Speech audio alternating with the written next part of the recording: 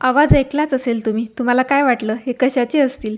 तर हे कच्च्या केळापासून मी बनवलेले आहेत. इतके कुरकुरीत, इतके असे मऊ झालेले आहेत ना, इतके सॉफ्ट आणि चवीला म्हणाल तर भन्नाट झाले आहेत. तुम्ही ही एकदा रेसिपी नक्की ट्राय करा, कच्च्या केळांची भजी. माझा मुलगा खात होता तर पाहू शकताय ना कसे कुरकुरीत वाजत होते. अगदी कुरकुरीत, टेस्टला एक नंबर झालेले. आणि कच्ची केळी आपल्या शरीरासाठी तेवढीच उपयोगी आहे. कच्च्या केळीमुळे ना पचनक्रिया सुधारते, आपल्या रक्तातील ना साखर नियंत्रित राहते, आपलं वजन नियंत्रित राहतं, हृदय निरोगी राहतं, आपल्या पोटातल्या चांगल्या जीवाणूंची वाढ होते. एवढी केळी महत्त्वाची आहेत आपल्या शरीरासाठी. आणि दररोज एक तरी कच्चं केळं आपण खाल्लं पाहिजेत. आपल्यासाठी खूप चांगलं आहे, फायदेशीर आहे. तर आज कच्च्या केळाची मस्त अशी भजी मी बनवणार आहे. त्यासाठी आपल्याला कच्चे केळं घ्यायचे आहेत.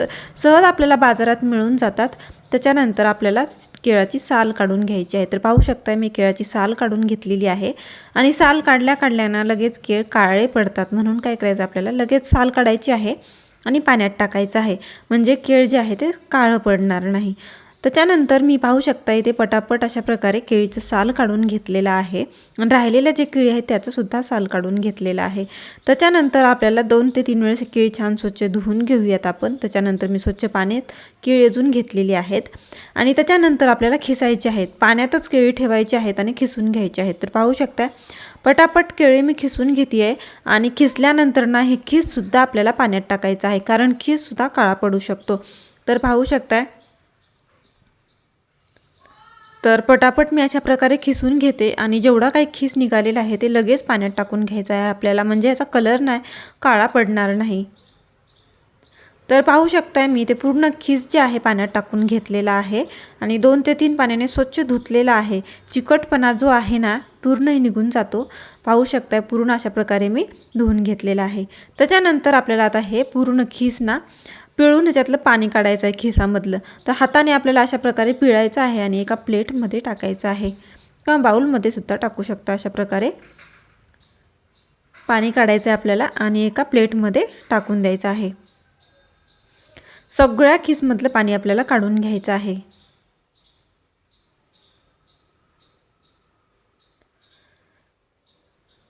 तर इथे मी सगळ्या खिसमधलं पाणी काढून घेतलेलं आहे. आता या खिसामध्ये आपल्याला सुके मसाले ॲड करायचे आहेत.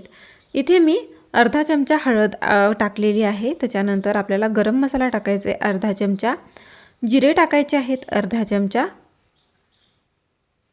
आणि त्याच्यानंतर मी इथे लाल तिखट टाकणार आहे अर्धा चमचा. आपल्याला चाट मसाला टाकायचा आहे अर्धा चमचा.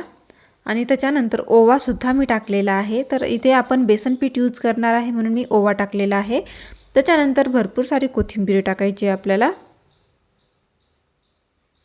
आणि इथे कांद्याची पातसुद्धा मी टाकलेली आहे. कांदा नाही टाकायचा आहे, फक्त पात टाकायची आहे आपल्याला. त्याच्यानंतर इथे 1 वाटी किंवा अर्धी वाटी मी बेसन पीठ घेतलेलं आहे. अर्धी वाटी घेतलं तरी चालेल. तर तुमचं किती खिस आहे त्याच्यानुसार कमी जास्त करू शकता तुम्ही. त्याच्यानंतर आपल्याला काय करायचं आहे, चवीप्रमाणे मीठ टाकायचं आहे. आता सगळे मसाले मी टाकून घेतलेले आहेत. आता मिक्स करून घ्यायचे आहे आपल्याला.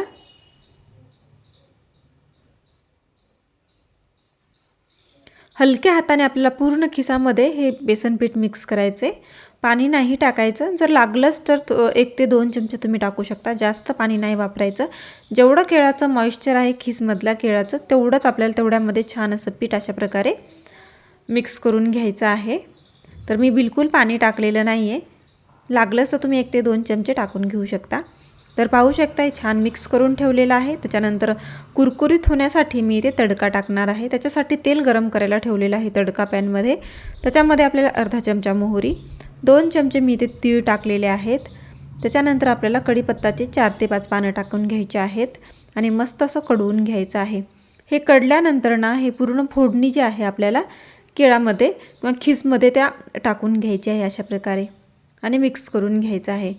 तुम्हाला जर आवडत नसतील तीळ तर स्किप केले तर काहीच हरकत नाही, पण तिळाने ना खूप छान भजी दिसतात आणि माझ्या मुलांना ना खूप आवडतात म्हणून मी देत असते. आणि तिळसुद्धा आपल्या शरीरासाठी चांगलेच असतात. तर पाहू शकता मी अशा प्रकारे मिक्स करून घेणार आहे. आता हे भजे बनवण्यासाठी आपलं जे सारण आहे किंवा बॅटर जे आहे ते रेडी आहे. हवं तर तुम्ही इथे बेकिंग सोडा टाकू शकता. मी नाही टाकलेला, काहीच गरज नाही आहे. जर तुम्हाला वाटलंच तर थोडंसं टाकू शकता तुम्ही इथे, अगदी चिमूटभर. तर अशा प्रकारे मी मिक्स करून घेतले. त्याच्यानंतर तेलसुद्धा मी तापायला ठेवलं होतं. तेल गरम झालेलं आहे. गरम गरम तेलामध्ये आपल्याला आता भजे काढायचे आहेत, अशा प्रकारे टाकायचे आहेत. तर हातानेच अशा प्रकारे टाकून घेते. तुम्ही चमच्याने सुद्धा टाकू शकता. तर पाहू शकता पटापट आपल्याला गाळून घ्यायचे आहेत भजे तेलामध्ये. गरम गरम तेल आहे आणि एकदम छान दिसतात, एकदम कुरकुरीत होतात हे भजे आणि खायला तर खूप टेस्टी लागतात. केळाचे तुम्ही काही बनवा, केळीचे ना चिप्ससुद्धा बनवल्यानंतर ना ते तळल्यानंतर इतके टेस्टी लागतात ना भजेसुद्धा, इतकं मसालेदार, इतके छान असे एक तोंडाला चव येते याच्याने. तर पाहू शकता मी सगळे भजे टाकलेले आहेत. त्याच्यानंतर थोडंसं तेलामध्ये अशा प्रकारे मिक्स करून घेतलं मी, म्हणजे वरून पण छान असे तळतील आणि सगळे आलटून पलटून जातील म्हणून. आता आपल्याला भजे छान कुरकुरीत होईपर्यंत आलटून पलटून दोन्ही साईडने तळून घ्यायचं आहे. त्याचा कलर छान कुरकुरीत येईपर्यंत आपल्याला त्या भजे तळून घ्यायचे आहेत. गॅसची फ्लेम तुम्ही थोड्या वेळाने कमी करू शकता आणि थोड्या वेळाने अजून वाढवू शकता, म्हणजे आतमधून पण छान भजे तळतील. पाहू शकताय कलर किती मस्त आलेला आहे भज्याला. तर सारखं मी 2-2 मिनिटांनी अशा हलवत आहे आणि कधी गॅसची फ्लेम स्लो करत आहे. तर मस्त भजे तळलेत. पाहू शकताय तुम्ही, तळल्यानंतर ना त्या भज्याचा अशा प्रकारे रंग येतो.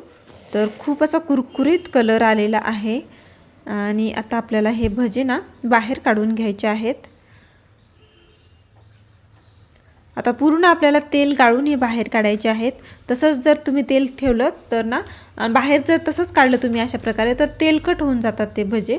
मग तुम्ही म्हणशाल की एवढं तेल का, तर तुम्ही तेल गाळत नसाल तर ना ते तसे आतमध्येच भज्याच्या राहतं, त्याच्यामुळे ना तेलकट होऊन जातात. तर पाहू शकताय अशा प्रकारे मी भजे काढून घेते एका प्लेटमध्ये. तर पाहू शकताय किती कुरकुरीत झालेत ते.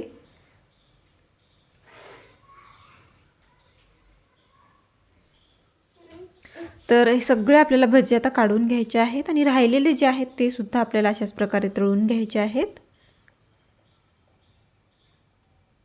एकदम कुरकुरीत आणि हलके फुलके झालेले आहेत. आता राहिलेले जे आहेत ते पटापट टाकून घेते आणि ते सुद्धा मस्त कलरफुल असे तळून घेणार आहे मी कुरकुरीत. आता हे सुद्धा भजे मी तळून घेतलेले आहेत. पाहू शकता किती मस्त असा कलर आलेला आहे. आता आपल्याला पूर्ण तेल गाळून काढायचे आहेत भजी बाहेर.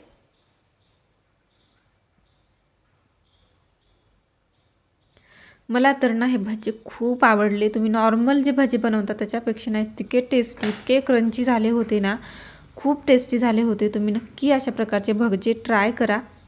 तर मी मस्त अशा मिरच्या आणि भजे सर्व केलेला आहे. माझ्या मुलाला तर खूप आवडले आणि तो मस्त असा खात होता एन्जॉय करत, त्याला खूप आवडले. तुम्ही नक्की तुमच्या मुलांसाठी किंवा पाहुण्यांसाठी ट्राय करू शकताय. तेच भजे खाऊन कंटाळा आला असेल तेव्हा तुम्ही ही रेसिपी नक्की ट्राय करा, तुम्हाला खूप आवडेल. आणि ट्राय केल्यानंतर मला रिव्ह्यू द्यायला विसरू नका. नक्की मला सांगा कसे झाले होते ते. पाहू शकताय किती मस्त झालेत. फोडूनसुद्धा तुम्हाला दाखवणार आहे. पाहू शकताय किती क्रंची झालेत ते. तर माझा मुलगाही सांगतो मम्मा खूप छान झालेत म्हणून. तर नक्की ट्राय करा. कोणी नवीन असेल तर चॅनलला लाईक, शेअर आणि सबस्क्राईब करायला विसरू नका. Please subscribe. पण बाय बाय.